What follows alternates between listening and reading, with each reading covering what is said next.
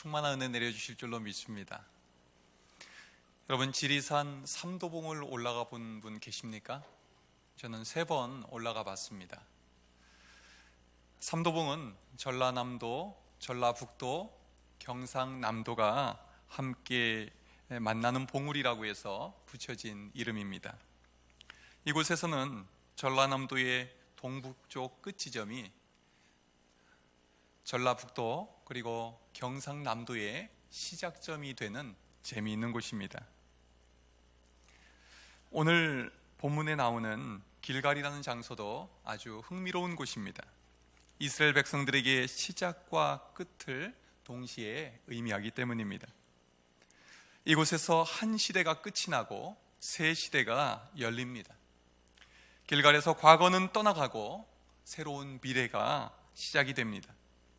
오늘 본문 말씀을 통해서 길갈에서 이스라엘 백성들에게 내려주신 은혜를 살펴보면서 오늘 우리에게 주시는 은혜를 찾아보고자 합니다. 먼저 하나님은 길갈에서 어떤 은혜를 베풀어 주십니까? 우리 함께 해보겠습니다. 할례의 은혜. 함께 오늘 말씀 9절을 읽겠습니다. 시작. 여호와께서 여호수아에게 이르시되 내가 오늘 애굽의 수치를 너희에게서 떠나가게 하였다 하셨으므로 그곳 이름을 오늘까지 길갈이라 하느니라. 아멘. 이스라엘 백성들이 광야 생활 40년을 끝내고 요단강을 건너와서 처음 머문 곳이 길갈입니다.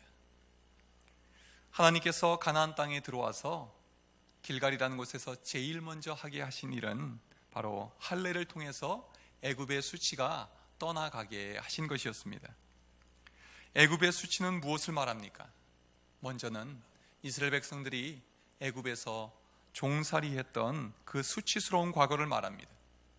야곱이 가족들을 이끌고 함께 애굽으로 이주한 이후에 하나님의 은혜로 번성하게 됩니다. 너무너무 번성을 하게 되니까 애굽의 왕 바로와 또 애굽 사람들은 위협을 느낍니다. 그리고 그들이 더 번성하지 못하도록 탄압을 시작합니다. 차라리 죽는 것이 낫겠다 싶을 정도로 심한 중노동을 시킵니다. 그렇게 괴롭히기를 수백 년 동안 지속했습니다. 우리는 일본에게 36년간 시달렸던 그 일을 정말 부끄러워하고 또 잊지 못할 기억으로 갖고 있지 않습니까? 그런데 이스라엘 백성들은 그에 비할 바가 못 됩니다. 애굽에서 노예로 살면서 밑바닥 생활했던 그때를 애굽의 수치라고 하는 것입니다. 또한 애굽의 수치는 이스라엘 백성들이 겪었던 광야 생활 40년의 세월을 말합니다. 이 고통스러운 시기를 이스라엘 백성들이 겪지 않을 수도 있었습니다. 약 40년 전에 곧바로 가나안 땅으로 직행할 수도 있었다는 것입니다. 그러나 가나안 정탐을 다녀온 12명의 정탐꾼 중에 10명이 가나안 땅에 대해서 악평을 합니다. 그 말에 온 백성이 들고 일어납니다. 우리가 애굽에서 죽었거나 이 광야에서 죽었으면 좋았을 것을, 차라리 애굽으로 돌아가는 것이 낫겠다. 우리 함께 애굽으로 돌아가자. 그때 여호와 하나님께서 이렇게 말씀하십니다. 너희 말이 내 귀에 들린 대로 내가 너희에게 행하리라. 너희 시체가 이 광야에서 엎드러질 것이라. 나를 원망한 자 전부가 그 땅에 결탄코 들어가지 못하리라. 여러분, 우리가 믿음 생활하면서 가장 중요한 것 중에 하나가 언어 생활입니다. 우리 입에서는 항상 은혜로운 말, 믿음의 말을 할 수 있기를 바랍니다. 내 귀에 들린 대로 행하리라 말씀하셨기 때문입니다. 차라리 애굽으로 돌아가자고 했다가 겪게 된 이 광야 생활 40년이 바로 애굽의 수치였습니다. 신앙생활은 앞을 바라보고 나가야지 뒤돌아서면 안 됩니다. 롯의 아내도 뒤돌아섰다가 소금 기둥이 되어버리고 말았습니다. 여러분 중에 예수 믿기 전이 더 편했는데 생각하면서 이전을 그리워하는 분들은 없습니까? 예수님 믿으면서도 자꾸 예전의 악한 습관을 끊지 못하고 되돌아가고 있는 분은 없습니까? 그렇다면 과거로 돌아가지 마시고 앞을 향해서, 길갈을 향해서 나아가시기 바랍니다. 길갈에서 이스라엘 백성들의 발목을 잡고 있던 애굽의 수치가 떠나갔기 때문입니다. 길갈에서 무슨 일이 일어난 것일까요? 오늘 본문 앞에 나오는 5장 2절에서 하나님께서 말씀하십니다. 너는 부싯돌로 칼을 만들어 이스라엘 자손들에게 다시 할례를 행하라.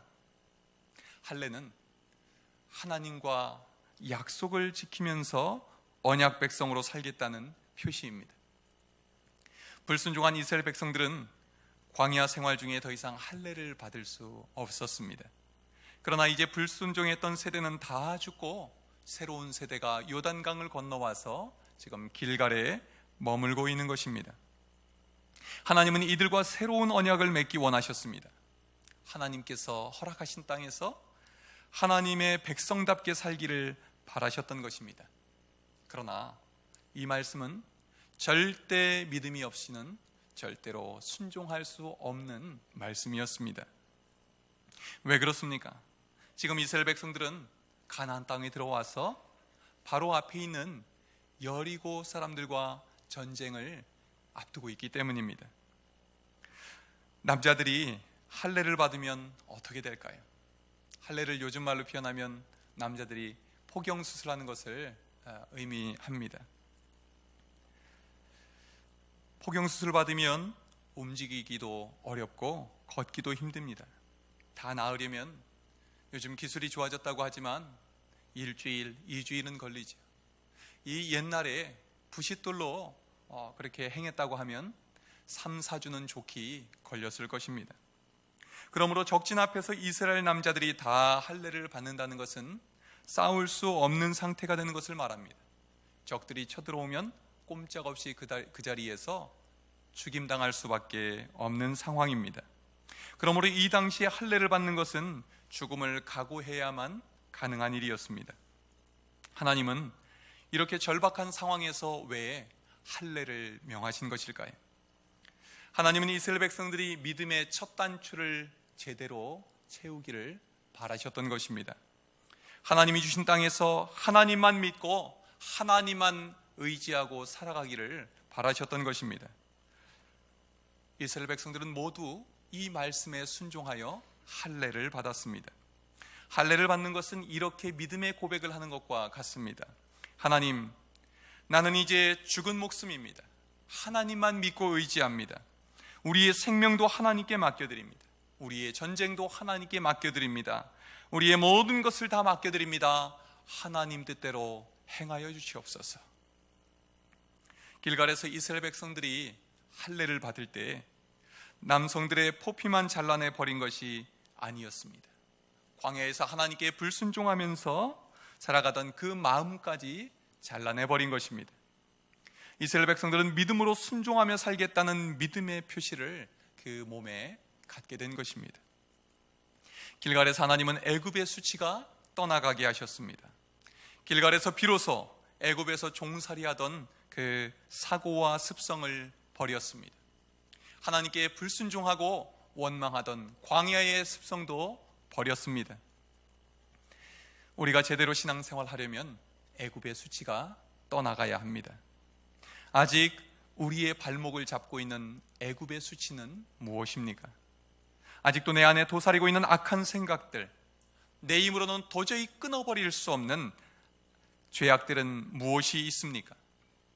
우리에게는 영적인 할례가 필요합니다. 영적인 수술을 받아야 합니다. 히브리서 4장 12절에서 이렇게 말씀합니다. 하나님의 말씀은 살아있고 활력이 있어 좌우의 날선 어떤 검보다도 예리하여 혼과 영과 및 관절과 골수를 찔러 쪼개기까지 하며. 영적인 수술은 하나님만이 하실 수가 있습니다. 세상의 그 어떤 명의도 불가능합니다. 진정한 의사이신 예수님을 만나야만 치료를 받을 수 있습니다. 성경에서 예수님을 만난 사람들은 육신의 질병을 고침받았습니다. 마음의 질병을 고침받았습니다. 또한 영혼의 질병마저도 다 고침받고 새 사람이 되었습니다. 그런 사람 하나를 소개하고자 합니다. 가까이 광양에 살고 있는 정동희 집사님이라는 분입니다. 이분은 가난한 집에서 태어나서 초등학교를 간신히 졸업했습니다. 그리고 일찍이 남의 집에 머슴살이 들어갔습니다. 열심히 일을 해서 재산을 조금 모아서 소박한 가정을 꾸리게 됐습니다. 자식들만큼은 잘 가르쳐 봐야겠다는 마음에 무작정 마산으로 올라갔습니다. 할 일이 없어서 이 일 저 일 하다가 남들이 거리는 인분을 처리하는 일, 화장실 처리하는 일을 하게 해달라고 허락을 받아서 일을 하게 되었습니다. 그리고 주변에 노는 땅 값싸게 얻어서 또 그곳에 거름을 주면서 개간을 하게 됐습니다. 이렇게 해서 돈이 벌리기 시작하는데 참 잘 벌었다고 합니다. 그렇게 해서 얻은 것으로 연탄 가게를 차렸는데 하루에 몇 트럭씩 배달할 만큼 잘 됐답니다. 그리고 쌀 가게를 또 차렸는데 종업원을 11명을 둘 만큼 그렇게 잘 됐답니다. 운수업에도 손을 댔는데 너무 잘 돼서 주체할 수 없이 많은 돈들이 모여들더랍니다. 이렇게 잘 나갈 때 한 미모의 여인이 그 돈을 노리고 접근했습니다. 이 여인에게 빠져있던 그는 한순간의 잘못으로 그 여인을 살해하고 맙니다. 그리고 하루아침에 그는 사형수가 되어서 감옥에 갇히게 되었습니다. 하필 그가 수감된 방은 사형장과 붙어있는 방이었습니다. 창문을 철저히 가려놓았는데 그는 어떻게 해서 창문 사이로 사형 집행하는 장면을 볼 수 있게 되었습니다. 한 사람 한 사람 사형당하는 모습을 보고 충격을 받습니다. 죽지 않으려고 발버둥 치다가 강제로 끌려가 사형당하는 사람, 완전 넋이 나가서 그 모습 그대로 사형당하는 사람, 그런 사람들을 보면서 그는 죽음의 공포에 빠지게 됩니다. 그러다가 20대 사형수 한 명을 보게 되었는데 사형장으로 찬송을 부르며 들어오더라는 겁니다. 그 얼굴이 꽃처럼 밝고 아름다워 보였답니다. 창문을 통해서 그 사형수와 눈이 마주쳤는데 그 사형수가 다가와 이렇게 이야기를 하더랍니다. 형제님, 예수 믿고 천국에서 만납시다. 그러더니 그 사형장에 들어온 목사님과 예배를 드리고 나더니 간수님 사형 집행하는 집행인들 한 사람 한 사람 악수하고 그리고 활짝 웃는 얼굴로 손을 흔들면서 사형장으로 들어가더랍니다. 충격이었습니다. 이 모습을 보고 그는 저 청년처럼 예수님 믿고 기쁨으로 죽어야겠다 결심을 하게 되었습니다. 누가 전도한 것 아닌데 저절로 그 마음에 그런 마음이 들었다는 것입니다. 그때부터 성경을 읽기 시작했습니다. 처음에는 무슨 말인지 도대체 이해가 안 됐습니다. 그런데 읽으면 읽을수록 성경 속으로 더 깊이 빠져들었습니다. 성경을 읽으면서 너무너무 재미있고 기뻐서 잠자는 것도 있고 밥 먹는 것도 있고 말씀에 빠져 살았답니다. 이렇게 해서 그는 1년 만에 22독을 하게 되었답니다. 이렇게 성경을 읽으면서 그의 옛사람은 죽어지고 그는 새 사람이 됩니다. 이때부터 기적이 일어나기 시작했습니다. 죽을 일을 기다리던 사형수가 무기징역으로 감형이 된 것입니다. 그는 교도소 안에서 예수 믿는 그 기쁨으로 전도하러 다녔습니다. 그리고 어떻게든지 사람들을 섬기기 위해서 감옥에 있는 사람들을 위해 감옥 밖에 있는 사람들을 위해서 자기가 할 수 있는 모든 봉사의 일을 자청해서 하게 되었습니다. 그리고 그는 하나님 한 분만 붙들고 이 감옥에 오랜 세월을 지내게 됐습니다. 그러나 가정이 문제였습니다. 어린 자녀들에게 학비를 대줄 수도 없고 가족을 위해서 감옥 안에서 할 수 있는 일이 아무것도 없었습니다. 그래서 그는 감옥에서 하나님을 위해서 하나님께 가족들을 위해서 간절히 기도했습니다. 그가 기도할 때 하나님은 교도소 밖에 있는 가족들을 책임져 주셨습니다. 알지 못하는 사람이 찾아와서 자녀들에게 학비를 대주고 가기도 했습니다. 생활비를 대주고 가기도 했습니다. 결국 이분이 감옥에 있는 동안 두 아들은 대학 공부까지 잘 마치게 됩니다. 큰아들은 행정고등고시를 통과해서 지금 법무부에서 4급 공무원으로 일하고 있다고 합니다. 둘째 아들은 기술고등고시 합격해서 광양만에서 또 일 잘하면서 지내고 있다고 합니다. 더 놀라운 것은 그가 감옥에서 하나님과 동행하며 기쁨으로 복역하는 동안 감형이 이루어졌습니다. 그는 수감된 지 18년 1개월 만에 대통령 특별사면으로 가석방되게 됩니다. 그는 출소할 때 들고 나온 350만 원으로 노인정을 찾아다니면서 어르신들에게 잔치를 해드렸습니다. 그 후로 그는 열심히 일하면서 주님을 대접하는 마음으로 어르신들을 대접하며 살고 있다고 합니다. 언젠가는 어르신들을 대접하겠다고 초대를 했더니 1,300명이 한꺼번에 식당으로 몰려들어서 나중에 계산을 하려고 보니까 1,400만 원이 나왔더랍니다. 좋은 마음으로 대접하려고 했는데 빚더미에 올라앉은 것입니다. 그러나 그는 마음이 전혀 슬프지 않았답니다. 사람을 대접하는 것이 아니라 예수님을 대접하는 마음이 들어서 내가 예수님께 한 끼 1,400만 원짜리 식사를 대접했다 생각하니까 기쁨이 충만해지더라는 것입니다. 하나님께서는 그에게 더 많이 대접하며 살라고 몇 년 전부터는 식당을 운영하게 해주셨답니다. 그는 예수님께 받은 사랑이 너무나 커서 날마다 감사하며 살고 있습니다. 또 이웃들을 섬기면서 그의 마음은 큰 기쁨을 누리고 있다고 합니다. 그렇게 돈 많은 시절에도 자기는 행복한 줄 몰랐는데 지금은 예수님 때문에 또 이웃을 섬기면서 행복을 누린다는 것입니다. 살인죄를 저지르고 인생이 끝장났던 사형수가 죽음의 문턱에서 예수님을 만나서 새로운 인생을 살게 된 것입니다. 길갈의 은혜가 감옥 속에 임했던 것입니다. 여러분, 우리에게도 길갈의 은혜를 달라고 기도합시다. 주님께 다 맡깁시다. 내 힘으로 어찌할 수 없는 문제들 주님께 맡깁시다. 죄의 문제도 건강의 문제도 맡깁시다. 돈 문제도 자녀의 문제도 하나님께 맡깁시다. 내 힘으로는 안 됩니다. 저는 할 수 없습니다.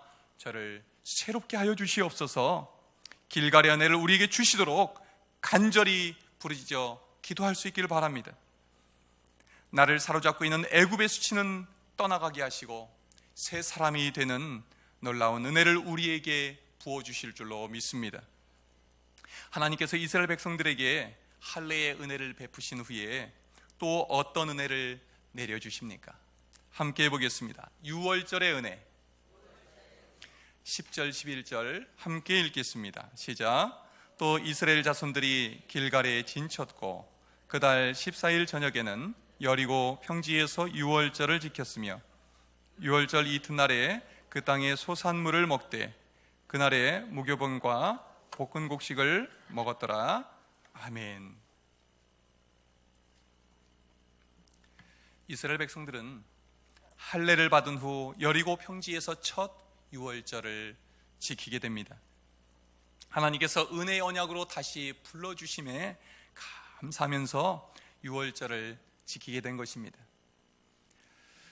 그들은 이 가나안 땅에 들어올 자격이 없는 자들이었습니다. 광야에서 죽어 마땅한 불순종의 자녀들이었기 때문입니다.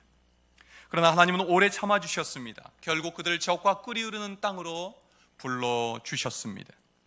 그러니 지금 이스라엘 백성들이 길갈 근처 여리고 평지에서 유월절을 지키고 있는 것 자체가 얼마나 감사하고 감격스러웠겠습니까? 우리들도 그렇지요. 우리가 무슨 자격이 있어서 죄에서 구원받아 하나님의 자녀가 되었습니까? 우리가 어떻게 이 은혜의 자리에 나와 예배하며 이 은혜를 누릴 수 있는 것입니까? 이것은 우리에게 값없이 주어진 하나님의 은혜 때문입니다. 죄 가운데 살다가 영원히 멸망받을 우리들이 천지를 창조하신 하나님을, 전능하신 하나님을 아버지라 부르며 예배하게 된 것입니다. 우리가 은혜의 자리로 나와서 예배할 수 있는 이 한 가지만으로도 평생 감사하며 살 수 있기를 바랍니다. 그런데 지금 이스라엘 백성들이 할례를 행하고 유월절을 지키고 있는 장소가 어디입니까? 여리고 평지라고 나옵니다. 길갈 근처 여리고 평지. 지금 여리고 성이 바로 앞에 있는 것입니다. 이스라엘 백성들을 다 성 위에서 내려다보고 있는 상황입니다. 이스라엘 백성들이 지금 처한 상황으로 봐서는 유월절을 지킬 때가 아니라 전쟁을 준비하는 것이 더 맞을 것 같습니다. 앞서 이스라엘 백성들은 할례를 행했기 때문에 몇 주간 꼼짝 못하고 지냈을 것입니다. 그러면 이제라도 열심히 전쟁을 대비해서 체력 단련하고 전술훈련을 해야 되는 것 아니겠습니까? 그런데 이스라엘 백성들은 유월절을 지킵니다. 더 놀라운 것은 이 유월절이 하루가 아니라 일주일을 지켜야 하는 절기라는 것입니다. 첫날은 어린 양을 잡아서 인방과 문설주의 피를 바릅니다. 그 밤에 잡은 양의 고기를 구워서 쓴나물과 그리고 무교병과 볶은 곡식과 함께 먹습니다. 그리고 일주일간 무교병을 먹습니다. 지금 이스라엘 백성들은 가장 중요하고 치열한 전쟁을 앞두고 전쟁과는 아무런 상관없는 일, 쓸데없는 일을 하고 있는 것처럼 보입니다. 하나님은 왜 여리고와 전쟁에 앞서서 유월절을 지키게 하신 것일까요? 그것은 바로 유월절을 지키는 것이 가장 중요한 전쟁 준비였기 때문입니다. 왜 그럴까요? 유월절은 이스라엘 백성들이 애굽의 종살이에서 해방되던 그날을 기억하며 감사 예배를 드리는 날입니다. 그날 밤에 무슨 일이 일어났습니까? 하나님께서는 세계 최고의 권력자인 바로와 애굽 백성들을 심판하셨습니다.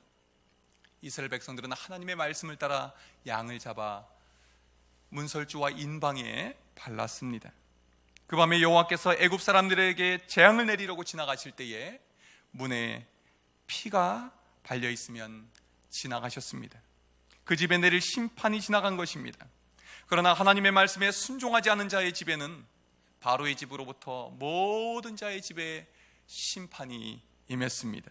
사람부터 가축에 이르기까지 모든 첫 것은 다 죽임을 당한 것입니다. 그 밤에 이스라엘 백성들이 한 일은 아무것도 없었습니다. 그러나 하나님의 말씀을 믿고 순종했을 때 심판은 지나가고 자유가 임했습니다. 죽음은 지나가고 생명이 임했습니다. 유월절은 하나님께서 자기 백성을 위해 친히 싸우셨고 승리하게 하신 날인 것입니다. 그로부터 40년이 지나고 이스라엘 자손들이 여리고 평지에서 유월절을 지키면서 무슨 생각을 했겠습니까? 애굽의 바로를 쓰러뜨리신 하나님께서 저 여리고 성도 무너뜨리신다. 40년 전 애굽을 심판하신 하나님께서 가나안 백성들을 심판하신다. 애굽의 군대를 홍해에서 전멸시키고 승리하게 하신 하나님께서 이 전쟁을 승리로 이끄실 것이다. 이 믿음을 가지고 감사하며 기쁨으로 지낸 절기가 유월절이었던 것입니다. 하나님은 전쟁을 앞두고 있는 이스라엘 백성들에게 먼저 유월절을 지키게 하셨습니다. 이를 통해 가나안 땅에서 가장 중요한 것이 하나님과의 관계를 바로 세우는 일임을 깨닫게 해주신 것입니다. 이후로 이스라엘 백성들이 하나님과 관계가 바로 서 있을 때 그 어떤 적도 물리칠 수 있었습니다. 그리고 그 어떤 어려움도 이겨낼 수 있었습니다. 하나님이 앞서가 싸워주셨기 때문입니다. 그러나 하나님과의 관계가 흔들릴 때 이스라엘 백성들은 아무리 강한 힘을 갖고 있어도 패배했습니다. 하나님과의 관계를 저버릴 때 끊임없는 고통에 시달립니다. 우상을 숭배하다가 결국 하나님께 심판받아서 먼 이국 땅으로 포로로 끌려가기까지 했습니다. 그러나 언제든지 하나님 앞에 돌아오기만 하면, 하나님과의 관계를 회복하기만 하면 하나님은 모든 것을 다시 회복시켜 주셨습니다. 예수님께서 이 땅에 오신 이유도 마찬가지입니다. 하나님과 무너진 관계를 회복시켜 주시려고 예수님이 하나님의 아들이 이 땅에 오신 것입니다. 예수님께서 잡히시던 그날 밤이 바로 유월절의 밤이었습니다.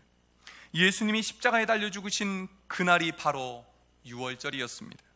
유대인들의 하루는 우리와 다르게 저녁에 시작해서 다음날 해지기 전까지를 하루로 여기기 때문입니다. 예수님은 유월절의 어린 양으로 십자가에 달려 피 흘려 죽으셨습니다. 우리는 그 은혜로 영원한 심판을 면하게 된 것입니다. 하나님과의 관계를 주님이 죽으심으로 회복시켜 주신 것입니다. 하나님과의 관계가 회복되면 우리 인생에 들여진 모든 불행은 거두어지고 우리에게 영원한 행복의 길이 열립니다. 할렐루야. 제가 요즘 동네 청소하러 종종 돌아다닙니다. 청소하러 다니다 보니 참 즐겁습니다. 그래서 요즘 제가 취미생활로 좀 삼고 있습니다. 동네가 깨끗해지니까 마음도 깨끗해지고 얼마나 기쁜지 모릅니다. 그리고 쓰레기를 주우면서 주민들과 이야기를 나눕니다. 상가 주인들도 만나고 또 지나가는 어르신들, 유모차 끌고 지나가는 젊은 엄마들과도 반갑게 인사를 나눕니다. 그러면서 제 마음에 이런 마음이 들었습니다. 전도를 많이 해서 제가 우리 교인들에게 본이 되면 좋겠다. 그런데 오늘 새벽에 말씀 준비를 하는데 이런 마음을 주셨습니다. 기도가 먼저다. 나와의 관계가 우선이란다. 전도도 교회 부흥도 내가 애쓴다고 되는 것이 아니란다. 내가 허락해야만 가능하지. 먼저 나와의 관계를 바로 세우는 일에 힘쓰거라. 전쟁터와 같은 치열한 인생길을 살아가시는 여러분, 여러분의 인생의 우선순위는 무엇입니까? 하나님과의 관계를 바로 세우시기를 바랍니다. 하나님과의 관계가 바로 세워질 때 나머지는 하나님이 책임져 주십니다. 길갈에 임했던 유월절의 은혜가 여러분들에게 임하기를 주님의 이름으로 축원합니다. 이렇게 길갈에서 할례의 은혜를 주시고 유월절의 은혜를 주신 후에 또 어떤 은혜를 주실까요? 우리 같이 해보겠습니다. 새 시대의 새 은혜. 12절을 함께 읽겠습니다. 시작. 또 그 땅에 소산물을 먹은 다음 날에 만나가 그쳤으니 이스라엘 사람들이 다시는 만나를 얻지 못하였고 그 해에 가나안 땅의 소출을 먹었더라. 아멘. 유월절을 지킨 다음 날 그 땅에서 난 소산물 햇곡식을 먹게 됩니다. 그리고 그 다음 날 만나가 그칩니다. 만나가 그쳤다는 것은 광야 생활이 끝났다는 것을 의미합니다. 만나는 광야에서 먹고 살도록 내려주셨던 음식이기 때문입니다. 하나님은 이스라엘 백성들을 적과 끓이 흐르는 땅으로 인도하신 후에 만나 대신 그 땅의 소산물을 먹게 하셨습니다. 여러분, 40년 동안 매일 하루 세 끼를 만나를 먹고 살았다고 생각해 보십시오. 어떠했겠습니까? 질릴만도 했겠지요. 그런데 가나안 땅에서 난 햇곡식으로 음식을 처음 해서 먹게 되었을 때 어떤 마음이 들었을까요? 감동, 또 감동, 감격, 또 감격 그 자체가 아니었겠습니까? 우리에게는 본능적으로 옛날을 추억하는 습성이 있습니다. 그러나 하나님은 새 시대에 새 은혜를 부어주십니다. 이사야 43장 18절에서 19절입니다. 너희는 이전 일을 기억하지 말며 옛날 일을 생각하지 말라. 보라, 내가 새 일을 행하리니 이제 나타낼 것이라. 여러분, 하나님께서 우리에게 부어주실 새 은혜를 기대하시기를 바랍니다. 우리의 가정과 교회에 새 은혜를 달라고 기도합시다. 하나님께서 우리에게 길갈에 부어주신 은혜를 우리에게 부어주실 줄로 믿습니다. 기도하겠습니다. 하나님, 참 감사합니다.